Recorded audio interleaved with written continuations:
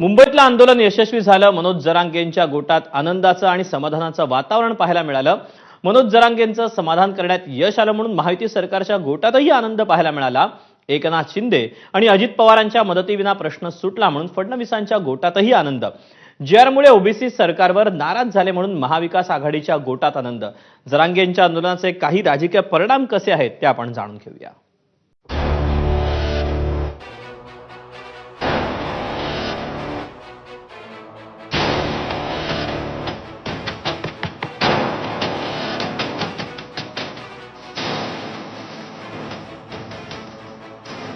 मराठा समाजाचे 56 मूकमोर्चे असोत किंवा मनोज जरांगेंचं मराठा आरक्षण आंदोलन असो, समाजानं प्रस्थापित मराठा नेतृत्वाला मोठे हादरे दिले।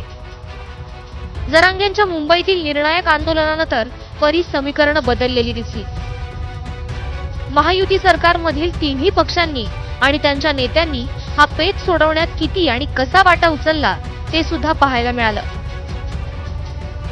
सगळ्यात मोठा बदल हा एकनाथ शिंदे आणि शरद पवार यांच्या बाबतीत झाला।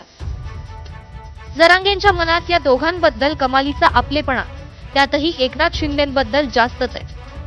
आरक्षण देऊ शकतात मराठ्याला तर फक्त शिंदे साहेब, तेवढाच धाडशी माणूस की मराठ्यांना आरक्षण देऊ शकतो। म्हणतोच ना मी रोज की शिंदे साहेबच आरक्षण देऊ शकतात, बाकी कोणी नाही। मराठा आंदोलनातील रोषापासून देवेंद्र फडणवीसांना फक्त एकनाथ शिंदेच वाचवू शकतात असं चित्र काही काळ निर्माण झालं होतं। एकनाथ शिंदे मात्र आपली पद पुरवून वापरताना दिसले। जेव्हा त्यांनी फडणवीसांच्या मदतीला उतरायचं ठरवलं तेव्हा बऱ्यापैकी उशीर झाला होता। अजितदादा सुद्धा राजकीय अपरिहार्यतेमुळे हा सर्व खेळ सीमारेषेच्या बाहेर उभे राहून बघत होते। मला आश्चर्य वाटतंय की कालच्या या प्रसंगात दोन्ही मुख्यमंत्री उपमुख्यमंत्री कुठे होते? जे जरांगे पाटील ज्या समाजासाठी लढत होते त्या समाजाचेच ते नेते आहेत ना, उपमुख्यमंत्री आहेत।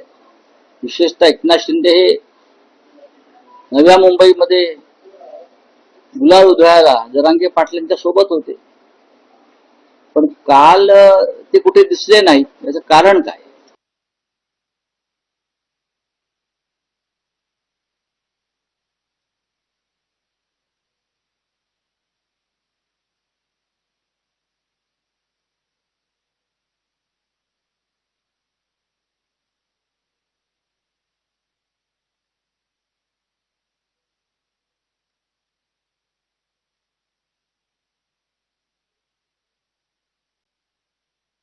जरांगेंची समजूत घालण्याची कठीण जबाबदारी भाजपवर येऊन पडली।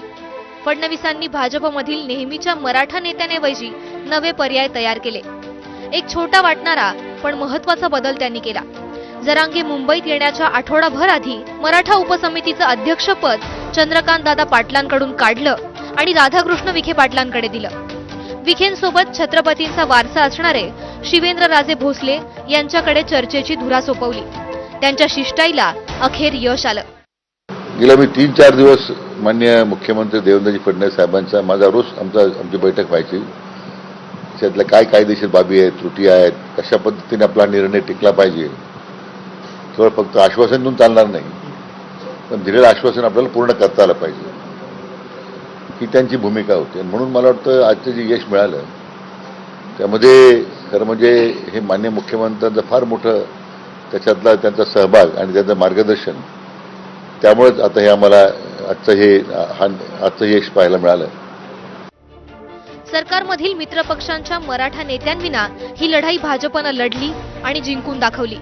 प्रत्येक मराठा समाजाच्या प्रत्येक नागरिकांनी, युवकांनी आज आदरणीय फडणवीस साहेबांचे आभार मानले पाहिजे की शेवटी तुम्ही देवाभाऊंना टार्गेट करता, आमच्या आदरणीय फडणवीस साहेबांच्या बद्दल अपशब्द करता, पण तोच माणूस शेवटी तुम्हाला न्याय देतोय।